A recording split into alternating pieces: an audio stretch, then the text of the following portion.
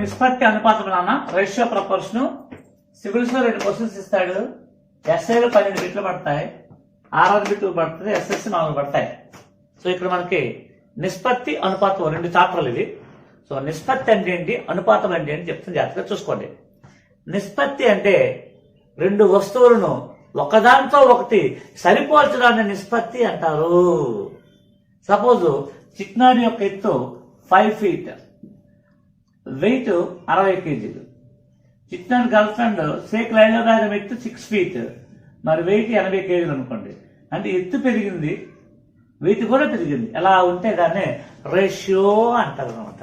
Ratio అంటే 2 వస్తువుల మధ్య పోలిక అని అర్థం. 2 వస్తువుల మధ్య పోలిక అంటాం. చెప్పండి, నిష్పత్తి అంటే ఏంటి? 2 వస్తువులను ఒకదానితో ఒకటి పోల్చడాన్ని నిష్పత్తి అంటారు.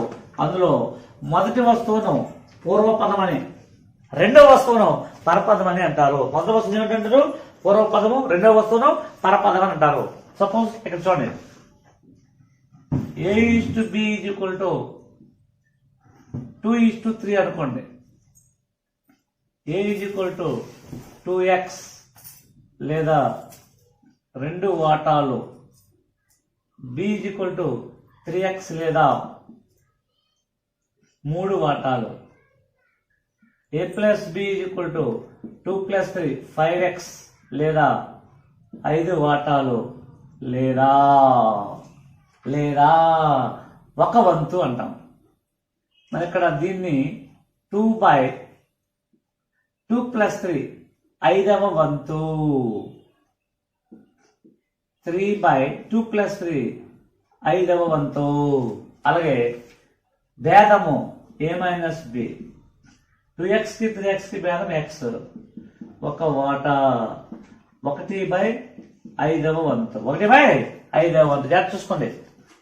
A = 2x లేదా 2 వాటాలు లేదా 2/5వ వంతు, B = 3x లేదా 3 వాటాలు లేదా 3/5వ వంతు, A + B మొత్తం ఎంత? 5x, 5 వాటాలు 1 వంతు, భేదం x, 1 వాటా 1/5వ వంతు అనమాట. అది ఎప్పుడైనా మీకు ఈ నిష్పత్తిని ఎలా డిజైన్ చేస్తామంటే, ఇప్పుడు 3 సంఖ్యల నిష్పత్తి 2:3:5, వాటి మొత్తం 100 అయితే పెద్ద సంఖ్య ఏదని అడుగుతాడు. ఎప్పుడు చూసుకోండి, ఇలా అబ్జర్వ్ చేసుకోండి. First 3 conditions. ఫస్ట్ ఎక్స్ అనుకోండి, 2x 3x 5x. 10x = 100, x = 10, పెద్ద సంఖ్య 5x, 5 పొదులు 50. ఇది ట్రెడిషనల్. ఇలా బాగా రావాలి, ఇలా బాగా రావాలి. ఇలా రాకుండా ఇప్పుడు ఇది రాకుండా షార్ట్ కట్కి వెళ్ళగాం. సెకండ్ కండిషన్, 2 భాగాలు 3 భాగాలు 5 భాగాలు, మొత్తం ఎన్ని భాగాలు? 10 భాగాలు 100, 1 భాగము బై 10.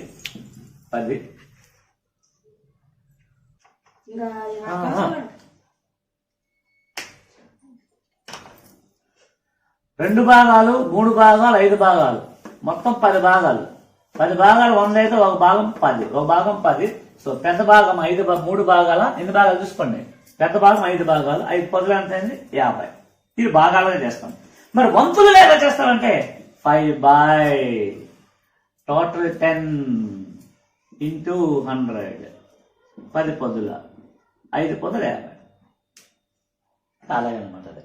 సో ఎక్సలు భాగాలు వంతులు అనమాట. ఇలా చేస్తాం నిష్పత్తి. ఎప్పుడైనా నిష్పత్తి ఇచ్చినప్పుడు వాడు దేని గురించి మాట్లాడుతాడు? మొత్తం గురించి మాట్లాడుతున్నాడా, భేదం గురించి మాట్లాడుతాడా, ఇండివిజువల్ గా మాట్లాడుతుంది చూసుకోవాలన్నమాట. సపోజ్ వాడు పెద్ద సంఖ్యకి చిన్న సంఖ్యకి భేదము 30 రూపాయలు అనుకోండి అంటాడు. పెద్దదేమో 5 భాగాలు, చిన్నది 2 భాగాలు, భేదం 3 భాగాలు, 3 భాగాలు 30, 1 భాగం ఎంత అవుతుంది? 10 అనమాట. అలా తీసుకోవాలి భాగం అంటే. అలా కాకుండా పెద్ద సంఖ్య 45 అయితే చిన్న సంఖ్య ఎంత అంటాడు? 5 భాగాలు 45 అయినప్పుడు 2 భాగాలు ఎంత అవుతుంది? 5 9 45గా, 2 9 18, 2 9 18 అనమాట. అలా రకరకాలుగా మనం మాట్లాడుతాం అనమాట. ఓకేనా? ఇది నిష్పత్తి అంటే నేర్చుకోండి మనం. ఈ నిష్పత్తిలో నెక్స్ట్ వన్ విలోమ నిష్పత్తి అంటారు. ఏమంటది? విలోమ నిష్పత్తి. విలోమము అంటే 1/, అని అర్థం. విలోమ నిష్పత్తిని పెట్టుకోండి సైడ్ హెడ్డింగ్. విలోమ నిష్పత్తి.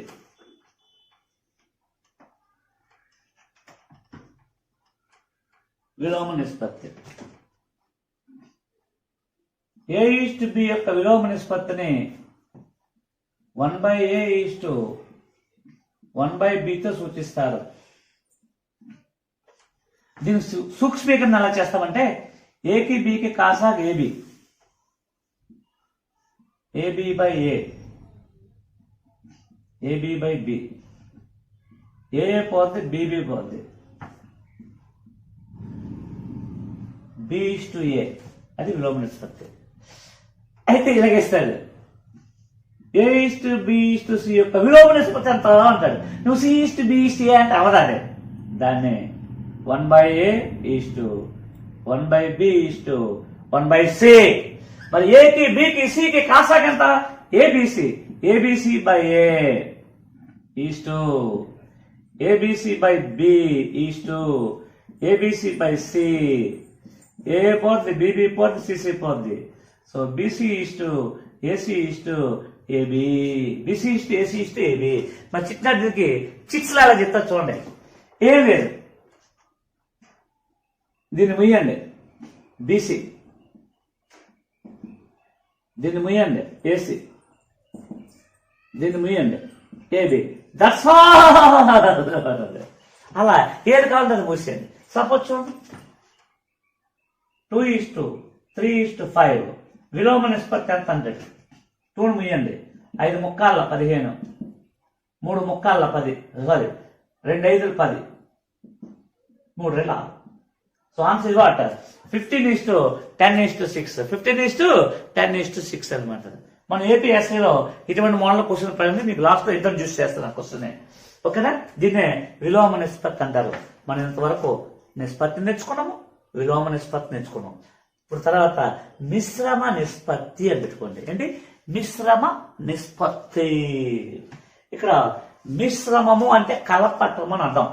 మిశ్రమం అంటే మిక్స్డ్ చేయాలి కదా, మిశ్రమ నిష్పత్తి అంటారు దీన్ని. మిశ్రమ నిష్పత్తి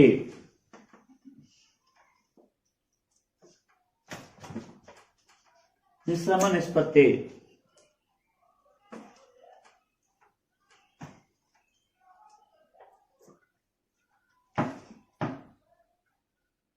A:B మరియు B:C యొక్క మిశ్రమ నిష్పత్తి. ఇక్కడ B కామన్ కాబట్టి కలిపేస్తాం.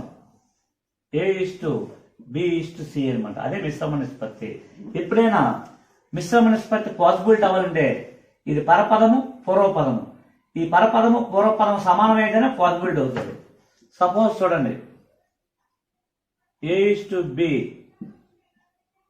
B:C, C:D మిశ్రమ నిష్పత్తి అవుతాడు. ఇక్కడ BB పోద్ది, CC పోద్ది. చూసుకోండి. A:, ఇక్కడ ఒక B, ఇక్కడ ఒక C, ఇక్కడ ఒకటి. దీన్నే మిశ్రమ నిష్పత్తి అంటారు అనమాట. మిశ్రమ నిష్పత్తి. మిశ్రమ నిష్పత్తి మీద మనం 2 క్వశ్చన్స్ చేద్దాం. First question,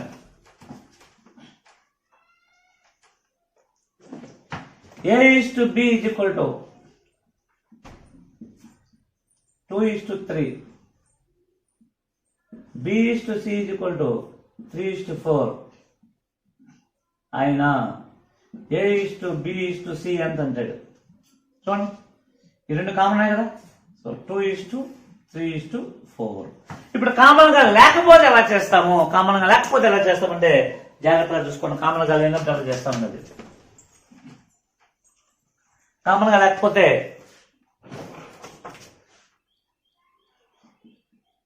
A:B is equal to 2:3, B:C is equal to 4:5 అయినా A:B:C ఎంత అంటాడు.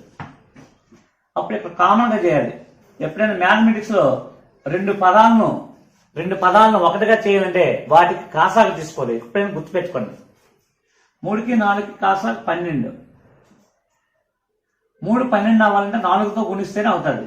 4 2 8, 4 3 12. 4 12 అవ్వాలంటే 3తో గుణించాలి. 3 4 12, 3 5 15. ఇక్కడ కామన్ కాబట్టి 8:12:15. దీన్నే మిశ్రమ నిష్పత్తి అంటారు. మరి దీన్ని షార్ట్ కట్ ఎలా చెప్తామని చూసుకోండి. 2 3 వేసుకోండి, 4 5 వేసుకోండి. ఈ ప్రాంతాన్ని దీంతో పూర్తి చేయాలన్నమాట. 3 ఈ ప్రాంతాన్ని దీంతో పూర్తి చేయాలి. 2 4 8, 3 4 12, 5 3 15. సో 8:12:15. 8:12:15. ఇప్పుడు చూడండి, ఇంకొక లెక్క చూద్దాం.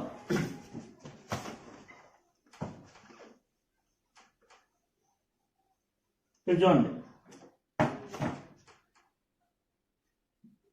A:B = 1:2, B:C = 3:4, C:D = 5:6. అయితే A:B:C:D ఎంత అండి? ఫస్ట్ 1 2 3 4 5 6, ఇక్కడ 2, ఇక్కడ 2, ఇక్కడ 4, ఇక్కడ 3 5 5. 5 3 15, 2 3 4 6 5 30, 2 4 8 8 40, 2 4 8 8 48. దీన్ని మిశ్రమ నిష్పత్తి అంటారు. ఏంటి ఇదంతా బేసిక్ మిశ్రమ నిష్పత్తి. మనం ఇంతవరకు నిష్పత్తి నేర్చుకున్నాం, విలోమ నిష్పత్తి నేర్చుకున్నాం, మిశ్రమ నిష్పత్తి నేర్చుకున్నాం. నెక్స్ట్ సంకీర్ణ నిష్పత్తి ఉంటుంది. ఏమంటది? సంకీర్ణ నిష్పత్తి, కాంపౌండ్ రేషియో అంటారు. సంకీర్ణ నిష్పత్తి. మరి సంకీర్ణ నిష్పత్తి అంటే ఏంది?